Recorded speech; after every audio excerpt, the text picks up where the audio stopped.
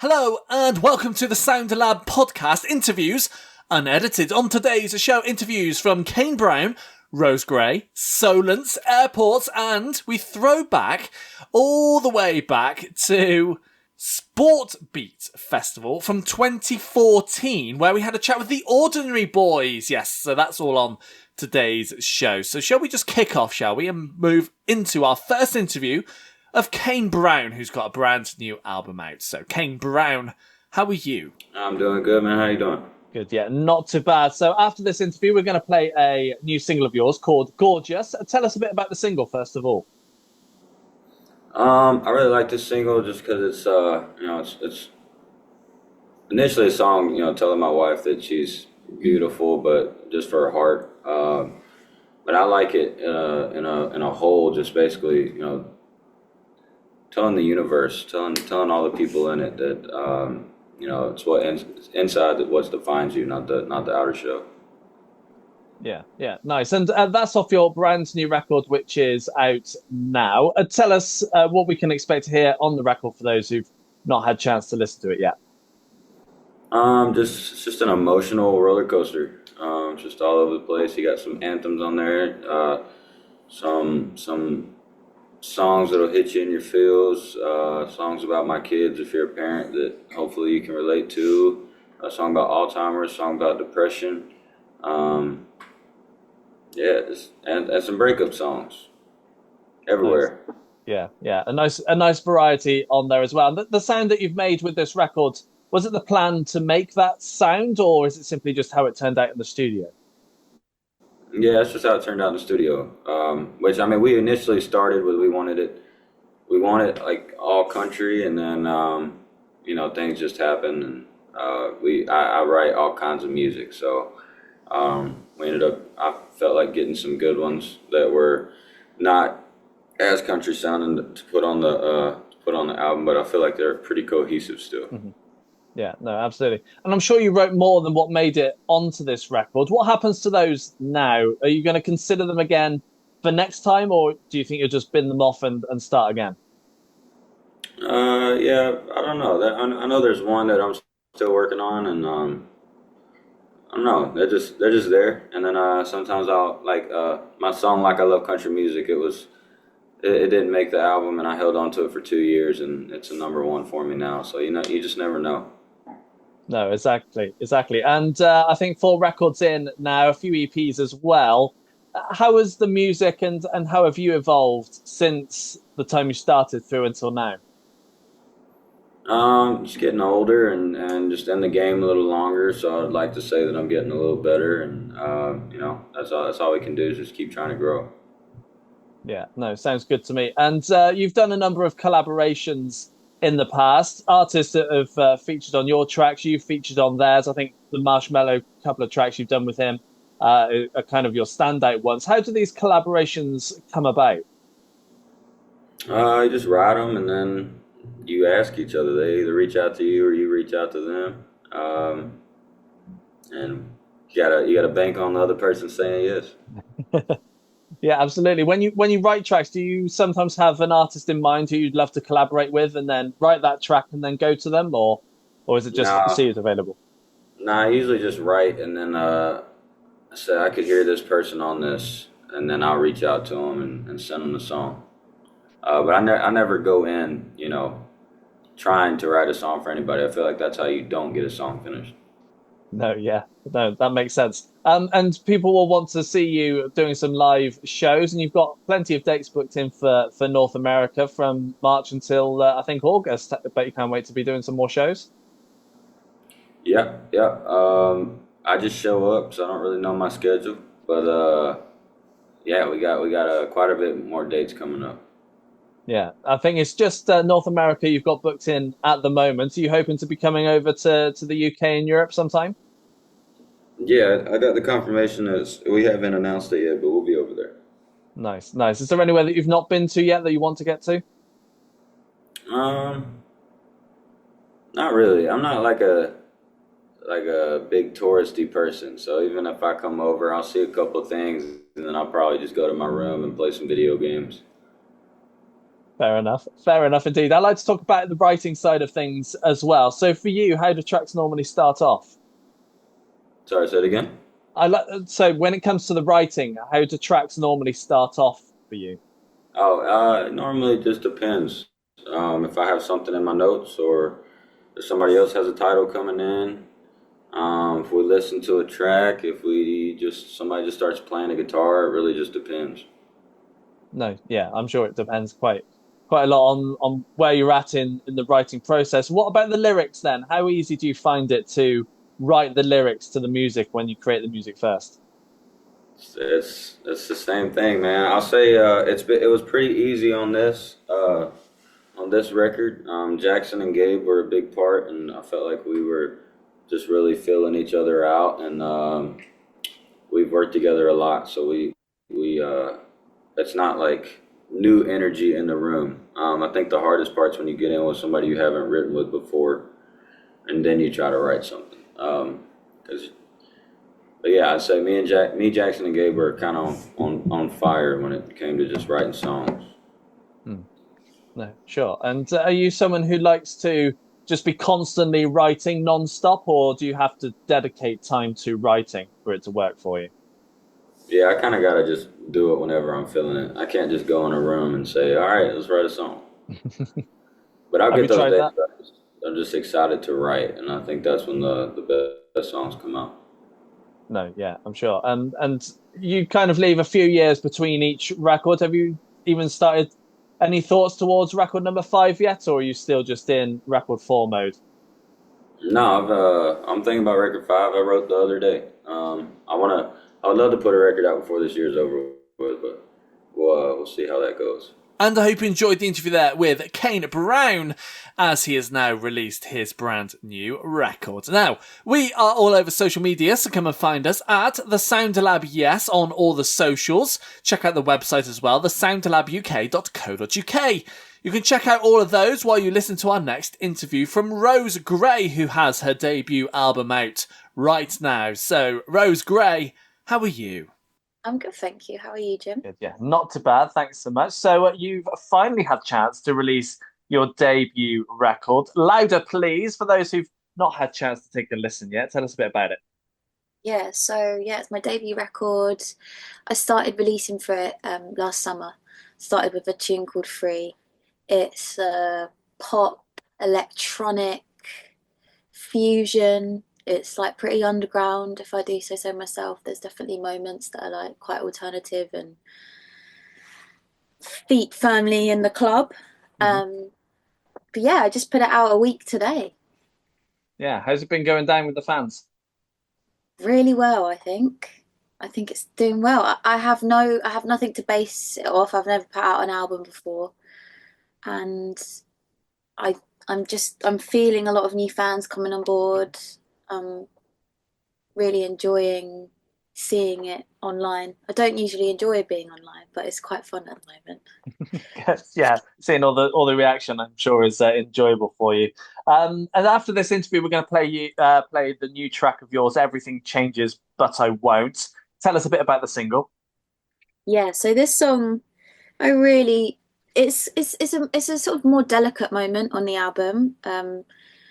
There's a lot of really like maximalist, like heavy beats, but this tune to me is quite minimal and delicate. It's a love song. It's about, in some ways, I was trying and capture that sort of feeling of like young love and growing up with someone, and things getting difficult and changing, but like somehow sort of remaining strong and together, even through a lifetime of things happening. But yeah, you can kind of hear it in like the synth sound, like that, like swirly synth. To me, it feels like a wave coming in, coming back. I don't know. I could talk about this song for ages. Well, we've got plenty to talk about because the as the album is now out, the sounds that you made with the record, was it the sound you wanted, or is it simply just how it turned out in the studio? Ooh, definitely, there's a lot of intention behind everything. I I'm a perfectionist, and I'm really happy with the direction of this record. I don't know necessarily if it is what I thought it would be when I first started writing for it.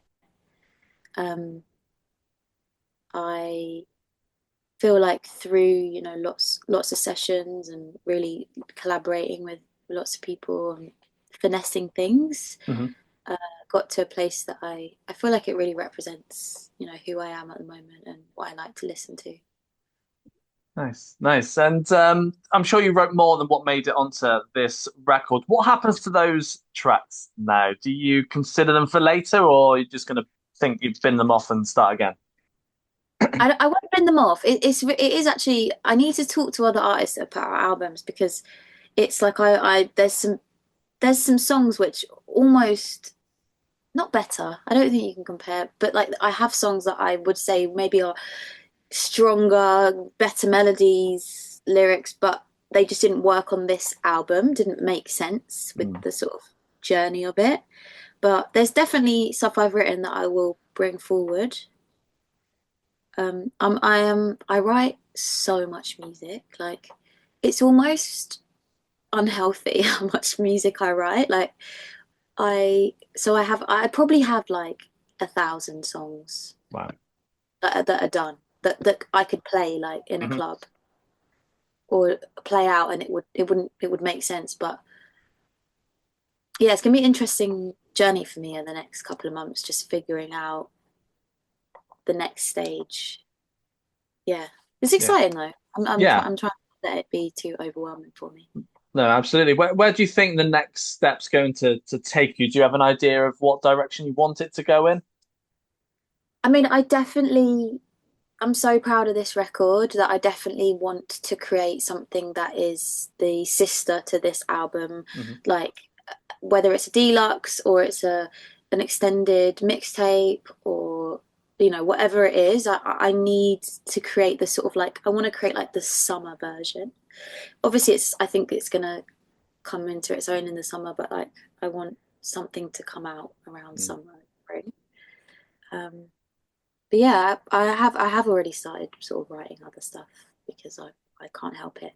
Um, there's something forming, but I don't know if I'm ready to talk about it yet. I don't know yet.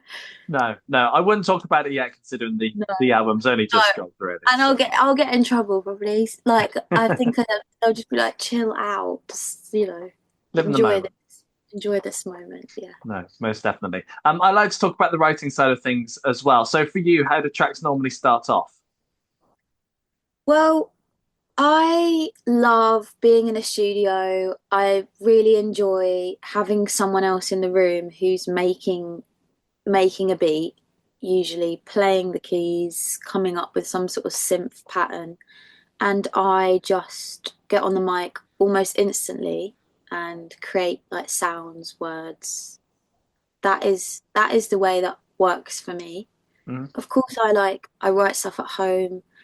I do produce myself. I'm always sort of writing music, but the way that I get songs the quickest is like in the room with someone, bouncing off of them on the mic. Yeah, that's Yeah, that's definitely my vibe right now. nice, nice. And tell us a bit about the lyrics as well. How easy do you find it to write the lyrics to the music you create? I don't want to quite easy. I'm not actually necessarily the most like articulate, or I just really struggled with school and stuff, Hmm. but I something about putting pen to paper, writing lyrics just comes very naturally to me. I don't know if it's just from like years of writing music for me, for other people.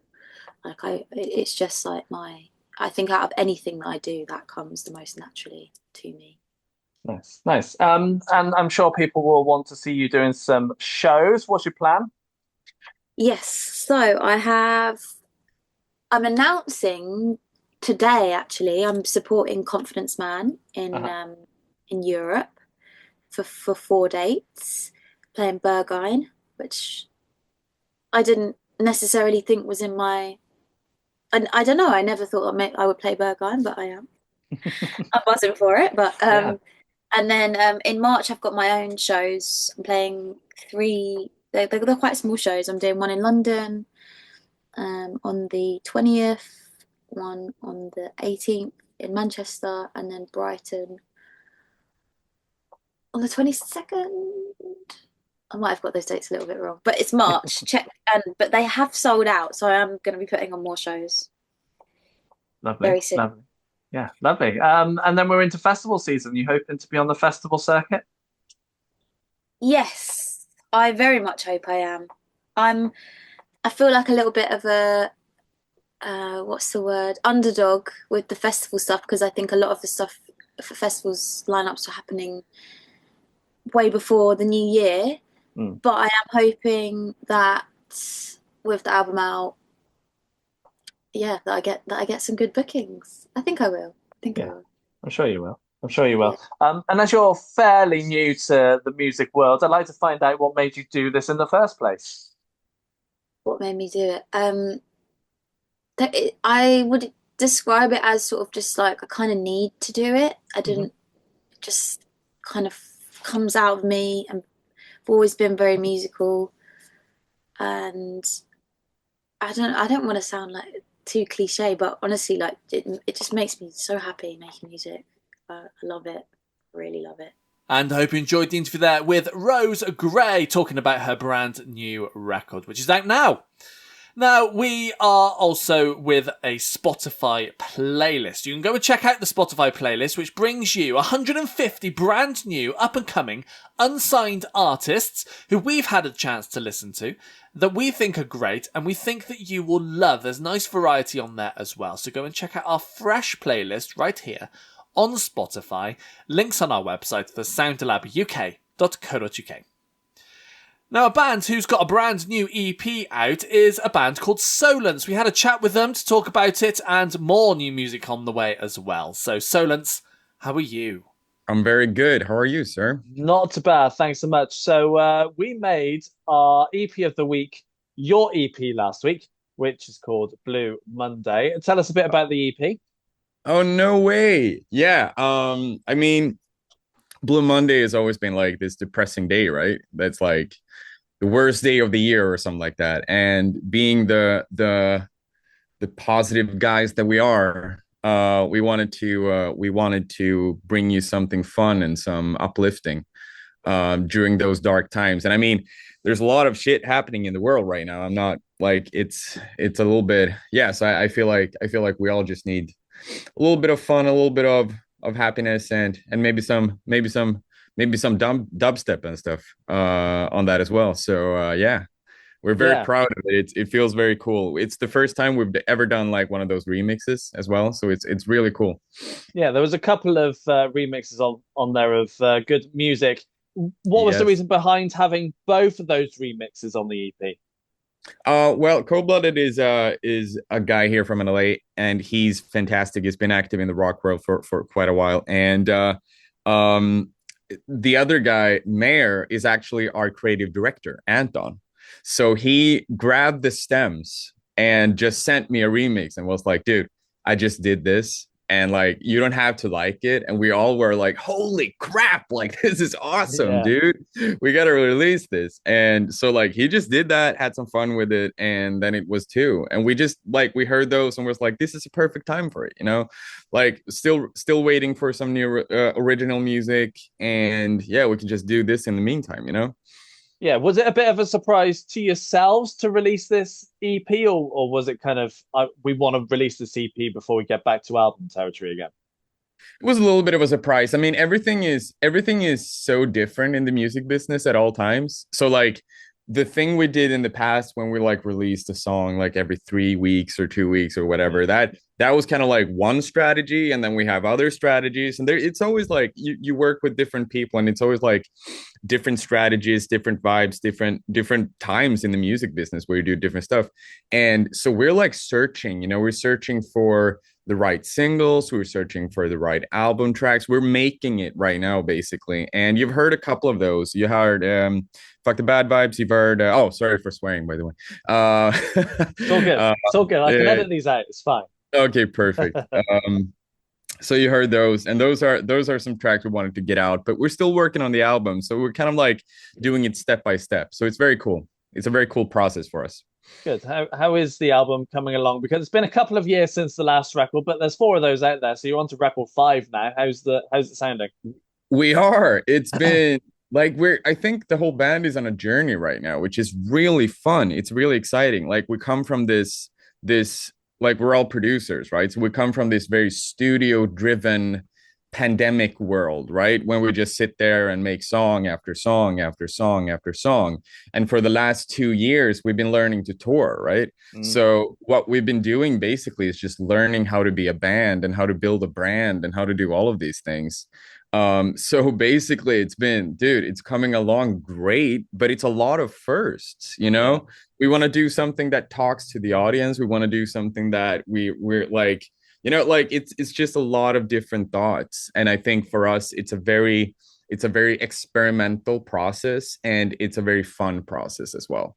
So we're just trying to make the best music we can, but in this new world for us. That's what I'm trying to say. Yeah, nice. Well, we'll get on to touring shortly, but I'd like to talk about writing as well. So for you guys, how do tracks normally start off? So it's different. Like when we did the bulk of the first half of the album, which you're soon gonna hear, by the way. We did a little bit more. We're all in the studio, like we were vibing, you know, Viking. Like we had just a voice memo, and Viking immediately started playing drums on it, like that type of stuff. And for the past couple of weeks, or months actually, because we've been in different countries, we've been more or doing the same thing as we did a couple of years back when we have been sending tracks back and forth to each other, being a little bit more in different places. But yeah, you can see like I'm in my home studio here. So like David and I are literally having a session in like 1 hour. So like that's what we do right now. So we more or less just send tracks back and forth. Yeah. Yeah, nice. And tell us about the lyrics as well. How easy do you find it to create the lyrics to the Hard. music? Jesus Christ. Hard. It's so hard. I think that's our curse and our blessing at some point. Like we just want to do like we want to really like what we think is fun is like making a song that's like slightly better than the last one, Mm. and just keep on doing that and just work and work and work and work. So like for me, lyrics is everything with making music is a pain. Like it's just like because I want to be better than the last song I did, right? So like for me writing lyrics, I can absolutely smash out something in like 30 seconds for you. I can do it right now if you want to, but like it's not going to be what I'm happy with. So like I can get it like 98% there, but for the last two, it takes like triple amount of time. You know what I mean? Yeah. Are you one of those that stores up loads of lyrics to use, or are you just spur of the moment? This is what No, I've got. I just hate everything I write. So like, you know, I just write it down, and then I never keep anything because I just think it sucked, you know, until I find the right thing, which I think is like great.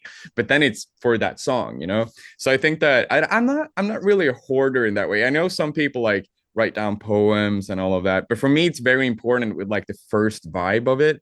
Like David sends me a track, I like vibe over it, see what comes out, and then like that kind of like builds on top of each other. So there's not a lot of like just stories and stuff that I keep. That's ideas basically. Yeah. And you said it takes about 30 seconds for you to come up with the lyrics. So off you go. 30 seconds. You've got to All come up right, with a right, right, phrase. right, right, right, right, right, right, right, right, right, right. Ah, okay, here's a chorus for you, all right? Yeah, go for it. I never thought I'd live past 25. Most of my life I've been living to die. There you go. Nice. I want to hear that on the next record. Or some Hell yeah. variation of that, at That's least. what I'm saying. That's what I'm saying. I'll send it to you so you can remember it.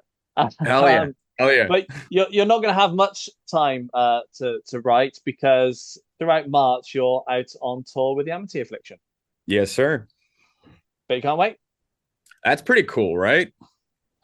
They're cool guys as well, so you're going to have a lot of fun. I'm excited, and we love touring as well. So like, it's gonna be so much fun. Yeah, what was it like when you got the call to ask to be on that tour? I mean, honestly, dude, every tour we've been asked on has been like, oh my, like this is insane. Because like you have to understand, like we're just guys from Sweden that have no, like, for me to be in the presence of these guys that I've listened to since I was like, I don't know, like 15 or whatever, when we start to get into heavy music. It's like, for me to be in the presence of these idols, for me is like, it's nuts. But it's not only the bands. I mean, like this tour we're going on now, like, is insane. Amity, Hail the Sun, like that's crazy. But it's also like just all of the producers and all of the writers and all of the world and all of the labels. Like, I've been listening to like metalcore and Sumerian records and Rise, like that was my childhood. You know what I mean? Yeah. So like it's mind-boggling. I have no right being here. Like it's wrong. Well, you do, because you write good music, and that's on you. So Thank you. Thank you. that obviously takes you through March. Are you hoping to be back over here into Europe again at some point? Yeah, we're probably spending the summer in Europe. I have to tell you, bro, the LA weather here is it's not bad. So we're gonna keep doing this for a little bit. I've seen the photos from Europe right now. I'm not a fan of it. It's not fun. So, No, it's really not. I wish I were there with you. Well, you're most welcome, my guy. Oh, thank you. I'll take you up on that. Hell yeah, come on. No, but like I think like we're gonna spend the summer there, meet some family, hopefully do some shows, and yeah, we just keep on building, right? Festivals too? Festivals we did last year. So we're doing this tour now, and then we have some very, very exciting things coming up in the fall. And I hope you enjoyed the interview there with Solence to talk about their brand new EP, which is out now. Now, if you want to hear all these interviews once again, alongside a load of new music and a live session, then we also have a radio show form of this show. Yeah, it's 2 hours long of brand new music, interviews, live sessions, which we air every single week. It's been going for around 10 years now. Really long time, nice and busy for us. But you can go and listen to it, of course, after you've listened to this podcast all the way through. Links on our website, thesoundlabuk.co.uk, and just click on International Radio Show. I mean, why would you not? Also, on that radio show is going to be this interview from Airports. Had a chat with them because they've got a new single out. Listen to that single on our radio show, but here's the interview, Airports. How are you? Hey, good, Jim. How are you? Yeah, not too bad, not too bad. We've been playing a new single of yours called Blood Rush. Tell us a bit about the single, first of all. Yes, so it is a song that I wrote with Jack from a band called Fickle Friends in Brighton, UK. I'm currently in Australia. I'm from Australia, but I'm living in UK mostly now, in London. And a few years when I was over there, I wrote this with Jack, and I have kind of like a pop punk background, but I also used to be a DJ. So I wanted to make a song that kind of puts together like EDM and pop punk, but in a very tasteful way because they're both quite different genres. And when we wrote the main rock part of the song, the chorus, I then took it home back to Australia and I was messing about with it. And I kind of figured out this like housey kind of house music bridge. And after a bit of tinkering, somehow I got it to really work well with the song, I think, anyway. And a lot of other people have loved the contrast. So I think like when you ask me about the song, that's the first thing I think of because it's a quite new take, I guess, on a rock song. But please tell me what you think. I would love to actually hear your thoughts. Well, we're playing it, which means we love it. So yeah, it's got to be all right. It is a nice mix. The combination of the genres, obviously, they are quite polarizing or could be polarizing. Do you think that sound is something that you want to take forward in your music going forward as well? Yeah, I think I've always done that. For a while now, for a long time now, since I started sorry, there's a bit of noise outside right now. From when it's Australian summer right now. I don't know if you can hear, there's like dogs and kids and stuff just going off where I'm staying. There's a little murmur, but it's not too bad. Okay, not too bad. All right. So I've always kind of mixed both electronic music and pop punk and new metal and rock because these are all genres that I grew up on that I love. And because I'm a producer as well, and I learned to produce electronically, like in the box, but writing, guitar music and singing, it's just the way that I produced. So I kind of put them together and always really have. So I think moving to the UK really um, opened me up to the possibility of like, hey, there's actually really great scenes, both for rock. I mean, the UK is kind of like a home for rock and electronic music, right? Perfect place to do it. I felt like it's a sound that didn't really latch on where I'm from, but has especially in London. So yeah, I definitely intend to keep pushing into that. I've always kind of done it, but I'm definitely making it more of a thing now. Yeah, nice. And you are not just a producer, as you mentioned, you write for others as well. How do these kind of collaborations come about? Yeah, I did a lot more writing for others years ago, but now I'm focusing more on the airports project. But I still have friends that every now and then I'll write for them, like pop artists or whatever. Um, for a while, I did a bit of like Asian pops, like K-pop, J-pop. Had a few cuts in Japan, which was cool. And I love getting into sessions with good writers, good friends, and that's just like booking a studio day, getting in there, tinkering around and seeing if anything comes out, either as a collaboration, like it might be a song where it's like, okay, this is an even collaboration with both of us. It might be a song where it's like for one artist or it's for another artist, and I was just a writer producer, or they were just the co-writer, and it's for me. So with Blood Rush, it happened with Jack, where it was like writing for me. And then I've got another little project just kind of to answer both of your questions together. I've got another side project that I'm going to be dropping soon with a drum and bass producer from Reading. His name's Laminar. And that's where we just went and made a whole bunch of songs that were basically putting drum and bass and pop punk together. Something we just wanted to do because we were both passionate about both genres. And we're like, let's just make this a little side dish to our main artistry. So that's kind of like an even collab. And that'll come out this year as well, actually.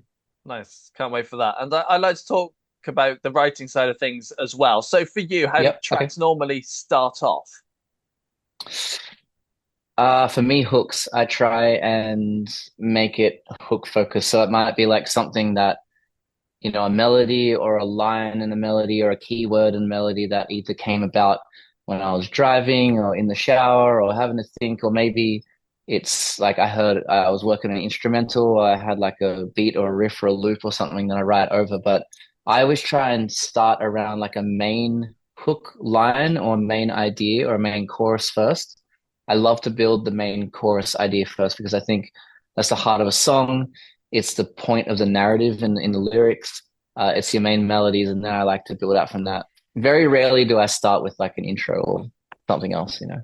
Yeah, and the lyrics pretty straightforward at times when you come to write the lyrics to the song.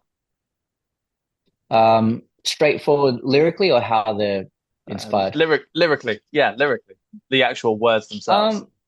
Yeah, I mean, do you mean did they come easily? Yeah. Yeah, oh, not all the time actually. I sometimes get a bit stuck, but that's where I think you have to walk away from a song or a project for a bit, come back to it. Maybe life will present some more ideas, some inspirations for the subject, or maybe your subconscious will just process a bit more, or maybe someone else will jump in with a cool idea. Like I often go to like a friend and I'll be like, "Have you got any ideas to this?" And he might come up with a melody and a few words, and then I'll be like, "Great, I'll take it from there," and then do the rest of the verse. So yeah, it varies, but I think usually it's a melody and at least one word or a few words first that kind of become the main hook. Blood Rush didn't happen that way though. I had all of the chorus except the main line, which was "I'll be your blood rush." Um, there was other options to that, which totally changed the meaning of the song until I came up with Blood Rush, which I felt was a lot stronger of like I guess a gimmick. And then the rest came from there. It almost felt like the whole thing was written chorus wise, except for that main part. Mm. So in that instance, it wasn't a hook that time, but most of the time it is. Fair enough. Fair enough. You've been doing some shows. You did one over here as well with Himalayas. How did that go down? Yes. great. My first show in London, and it was amazing. So Upgrade Sounds promoted that and put me on the opening slot, which was really cool because even for an opening slot, there were like 300 to 400 people there. So I had a great set. The boys that played for me had great fun. Really great response from the crowd. Yeah, went great, and Himalayas are awesome, and they rocked it. So really sick first show. I'm very grateful to do that. Good. And you got more shows on the way? We do. So this year there will definitely be more shows once I get back to the UK, which will be Q2. Okay. So nice. we'll announce some then. Yeah, and then we're obviously into festival season over here in UK and Europe. You hoping to be doing some festival shows over here? Yeah, we'll see. I don't know if we'll have many this year, but it's definitely on the goal list for the next year, I'd say. I think this year, I think first really just nailing a lot of like solid support slots would be ideal for me. And yeah, I mean, just living through Aussie summer right now, and then we'll come into it and we'll get going in the UK summer. Yeah, absolutely. And I'd like to find out, because you're fairly new, especially to this airports project, where would you love for this airports project of yours to end up? What's the ultimate goal? I think I've always loved the idea of like how would I put it? Being like a tastemaker artist, if that makes sense. Like someone who creates a sound that other people are like, that was their sound and it was such an important sound in that era. I think that's really cool. And I've always been attracted to artists that do that. So that means more for me than, awards and numbers and all that so much. I mean, that would obviously maybe come with that, but yeah, just be cool to kind of be. I just love innovation. I love music and innovation and culture. So in whatever sound I make, that's important to me. And I hope you enjoyed the interview there with Airports. Now, this is the point of the show where we like to throw back in time to an interview that we did many years ago. We're going to go to our back catalogue, and we've decided to go all the way back to 2014, one of the first years that we started doing music, radio, and the Sound Lab. And we went to Sportbeat Festival. Yeah, it was a one-off festival in Gloucester to combine sport and music. Headliners were some great artists. There were some really great artists. Headliners were Razorlight. You had the likes of Matt Cardle there, X Factor winner, Reverend and the Makers, Soul to Soul as well. We could have played you any of those interviews, but we decided to play you a quite funny interview from the Ordinary Boys. Yet you will know some of their songs, of course. So from Sportsbeat 2014, the Ordinary Boys, introduce yourselves. We're called the Ordinary Boys. We got into music because we just want to have loads of Instagram likes and for everyone to like our Instagram and follow us on Instagram. Yeah, just got into it for validation. Just wanted to be, just desperately to be liked. So how long have you guys been around, and what would you call your music if you could classify it? Rock music. It's just like sort of like guitars, quite heavy guitar sort of things. We call it rock music. I've been around for 29 years next Thursday. Yeah. We're basically a punk band with some good songs, I would say. Yeah, we're just like outsiders fringe music. So what have you guys been doing over the last couple of years? I don't think I can say that on the radio. Sorry. But in reality, you've just been like raising children and having a really good business. Yeah. And it's Danny's the main one. Where's the main one to be at? Is that mine? That's yours, that's Dan, mine. what have you been doing for the last 3 years? Last 3 years? Yeah. Just working my way up to this moment, really. Yeah. Yeah, just, sat home, dreaming about big city, big dreams, getting here, really. Yeah, I was the same as that. I just had like some hopes and dreams, and then I won a competition to come in the Ordinary Boys because like I sent a really like heartfelt message. Yeah. Yeah, but the message was great music, that's what it was. We were just like great music, great pals. Just do everything for the lols. Single white male seeks pals and rock music. And like long walks on the beach and golden showers. So on a slightly side note, I think we're going to have to mention Big Brother. you want to tell us a bit about it? Talk about my big brother. He's a head case, mate. I'm like the big brother. I've got a little brother. Yeah. He's like, I tried to care for him and like lead him the right way in life, but I don't know.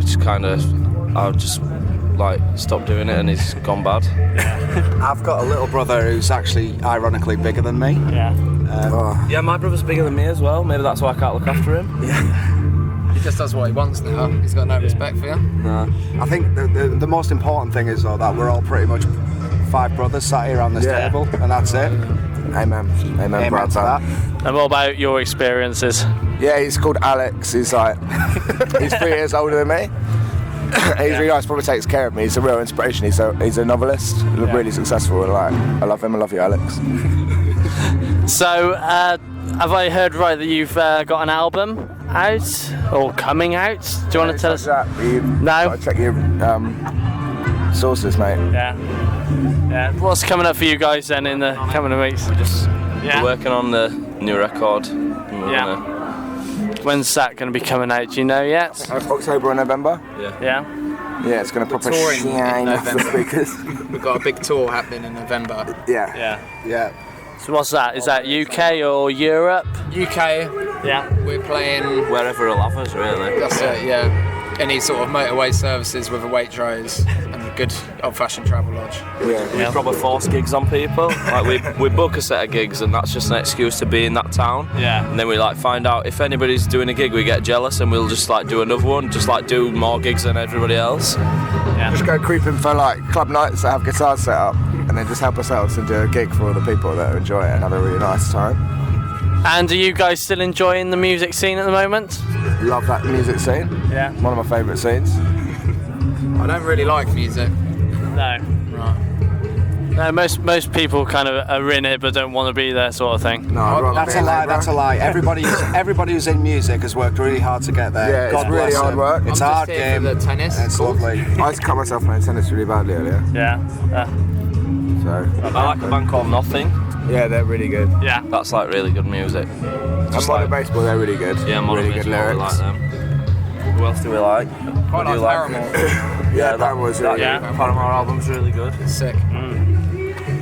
So finally, if people wanted to find out more about you or get hold of your music, where can they go and do that? If you go to www.google.com, then there's some stuff about us on there. Find our Facebook and keep up to date with us on there, which I think is the Ordinary Boys official, I believe. Or just We sack run all that off and just go straight to Instagram. Call the middleman and just see that just. My, All of us have got my Instagrams. login's at Standing85 if you want to follow me. Oh, I can't tell you that. at Samuel Preston. What's yours, Louis? @_Louis Jones. Oh, Jimmy Jawbreaker. The official 5th Ordinary Boy at Hotmail. At Hotmail. Well, it's been great to speak to you guys. Thanks for having us. Thanks a lot, man. See you later. Bye. Bye. Bye. I love you. Bye. And I hope you enjoyed the interview there from the Ordinary Boys from Sportbeat 2014. And that's the end of the show for another week, I am afraid. But don't worry, we will be back next week with a brand new episode of Interviews Unedited. And make sure you check out our website, thesoundlabuk.co.uk, with links to our socials at thesoundlab, yes. And you can also check out our Spotify playlist, this podcast once again, or our radio show. Everything's on there. Go and check it out, and I'll see you next week right here on Interviews Unedited. Goodbye.